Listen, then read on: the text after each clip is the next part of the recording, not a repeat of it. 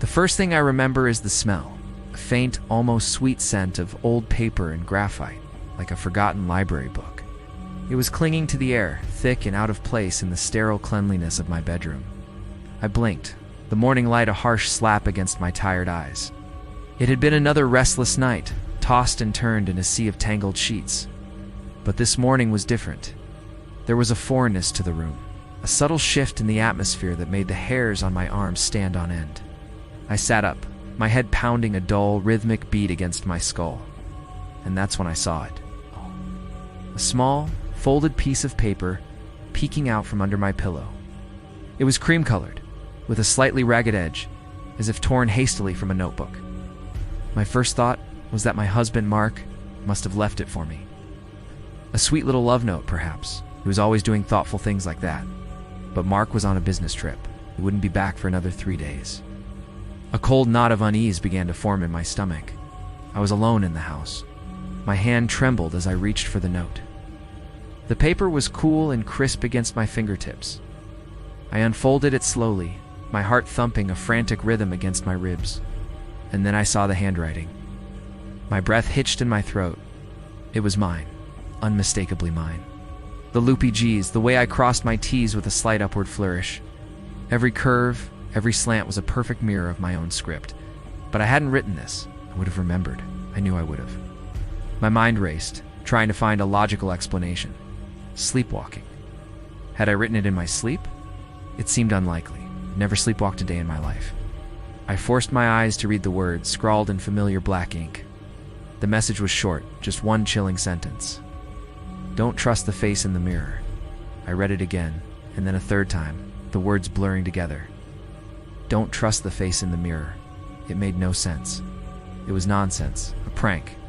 But who would play such a cruel, intricate prank? Getting a piece of paper, forging my handwriting perfectly, and then somehow sneaking into my locked house, into my bedroom, to place it under my pillow while I slept. The sheer impossibility of it was more terrifying than the message itself. I scrambled out of bed, the note clutched in my hand. What? I checked the doors, the windows. Everything was locked, just as I'd left it the night before.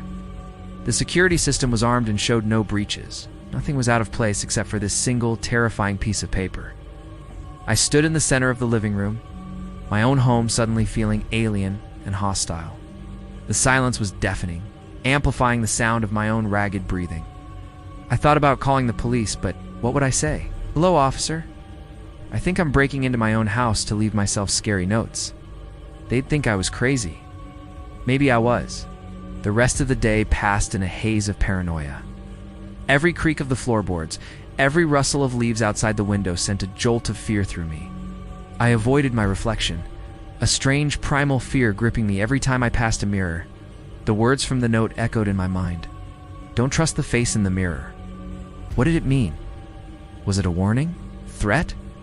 By evening, I was a nervous wreck. I barely ate, jumping at every shadow. I decided to call Mark. Hearing his voice, solid and real, would ground me. Hey, honey, everything okay? He answered, his voice tinny through the phone. I tried to sound casual. Yeah, everything's fine. Just missed you. I couldn't bring myself to tell him about the note. How could I explain it without sounding completely unhinged? We talked for a few minutes about his trip, about his meetings. His voice was a comforting balm, and I started to feel a little bit of the tension leave my shoulders. Maybe I had just imagined it. A vivid dream, perhaps. A stress-induced hallucination. After we hung up, I felt a little better.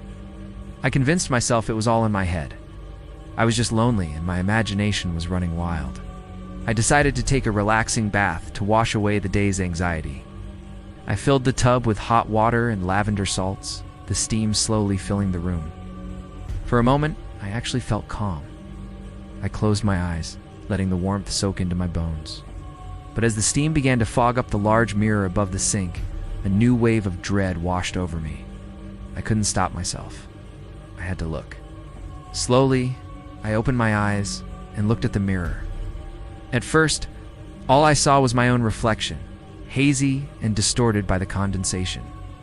My face was pale, my eyes wide with fear, but as I stared, something strange began to happen. I wiped a clear patch on the glass with my hand. My reflection smiled, but I wasn't smiling.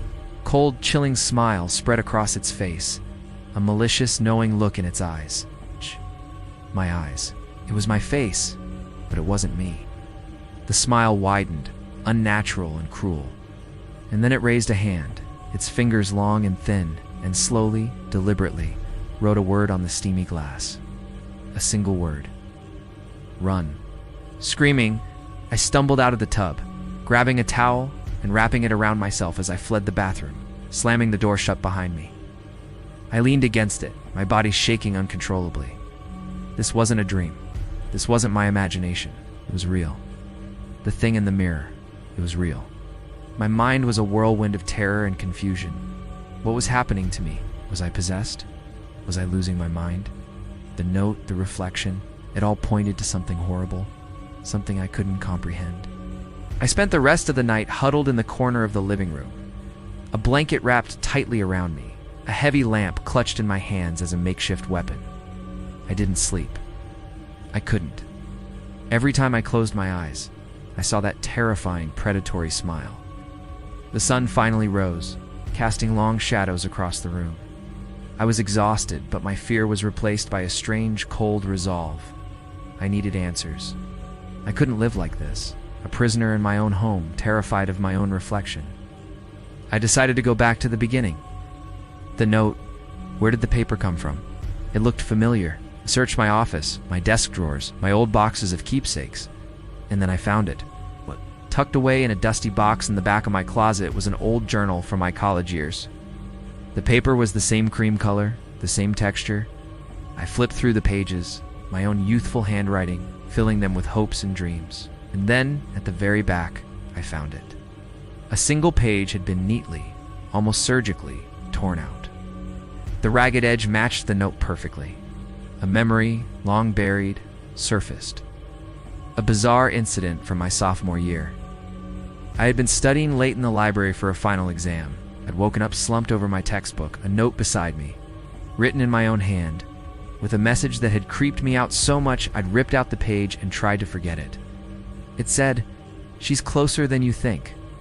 I had dismissed it as a prank by a friend, but now I wasn't so sure. Had this thing been with me all along? A silent passenger, waiting? I started digging deeper, looking for any other strange, unexplained occurrences in my life. The times I'd lose minutes, even hours, with no memory of what happened. The moments I'd say or do something completely out of character, things Mark would later tease me about. "It was like you were a different person," he'd say, laughing. I wasn't laughing now. It was all clicking into place, a horrifying puzzle assembling itself in my mind. The entity from the mirror wasn't just a reflection, it was a part of me. It's an alternate version, a doppelganger that shared my body, and it was getting stronger. The note wasn't from a stranger, it was from me. It's a real me. The part that was being pushed out, fighting to warn myself before it was too late. The reflection on the steamy mirror telling me to run wasn't a threat. It was the last, desperate act of a trapped soul. My soul. It was telling me to run from her.